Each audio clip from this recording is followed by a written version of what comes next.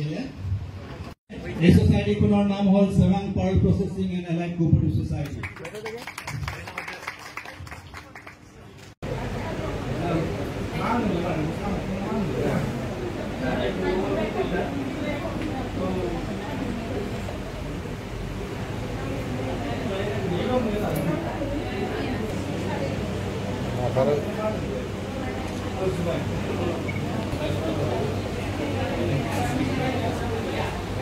Mai không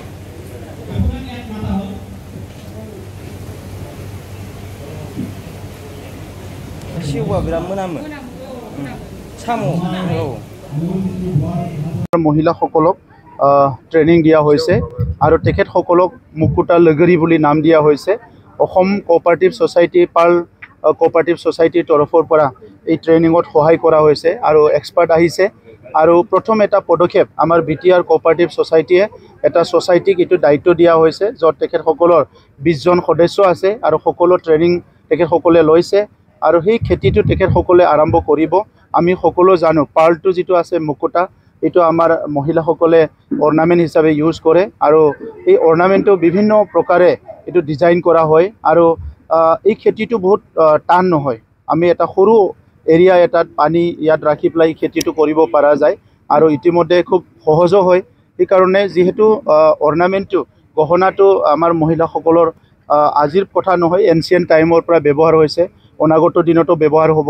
কিন্তু পাৰ্লটো আমাৰ ইয়াত আগতে এভেইলেবল নাছিলে।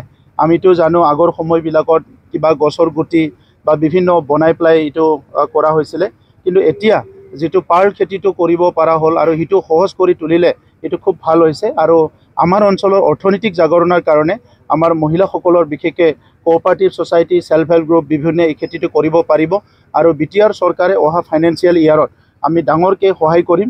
যিসকলে খেতি কৰিব বিচাৰে এই সকলক পাৰ্ল খেতিৰ কাৰণে আমি স্পেচিয়েল পেকেজ তেখেতসকলক আমি দিম। বনোৱাৰ কাৰণে মই অনুৰোধ কৰিছোঁ যাতে এইটো আমি আৰু বিশেষভাৱে মই ভাবোঁ কথা ক'ব বিচৰা নাই। আজি খুব ভাল লাগিছে, मोजां मोनसे मुकुता होननानै बुङो। दा बेवहाय ट्रेनिं लाग्राफोरखौ मुकुता लोगोरि होननानै बुङो। मुकुता गावनि न'आवबो बेखौ फिसिनो हागोन, आबाद मावनो हागोन आरो बेखौ मार्केट गोनां मोनसे आबाद। दा ओंखायनो क'क्राझारनि जायफ्रा दिनै सना बाना फानो बिसोरनियावबो बेखौ फानहैनो हागोन आरो गावसोरबो माखासे बायदिसिना गानग्रा मुवा बेसाद बरननानै फाननो हागोन। दा बे पार्ल जि आबाद एबा मुकुता लोगोरि बिथांमोना मुकुता आबाद मावनाय बे खामानिखौ गोसो होगोन होननानै आं मिजिंथिदों आरो जोंनि सरकारनिफ्राय फैगौ समाव बेखौ बांसिनै बे आबादखौ मावनो थाखाय गुबुन गुबुन जायगायाव जोंनि आइजोफोरजों बिसेसके जोङो माखासे हाबाफारि आखायाव लागोन।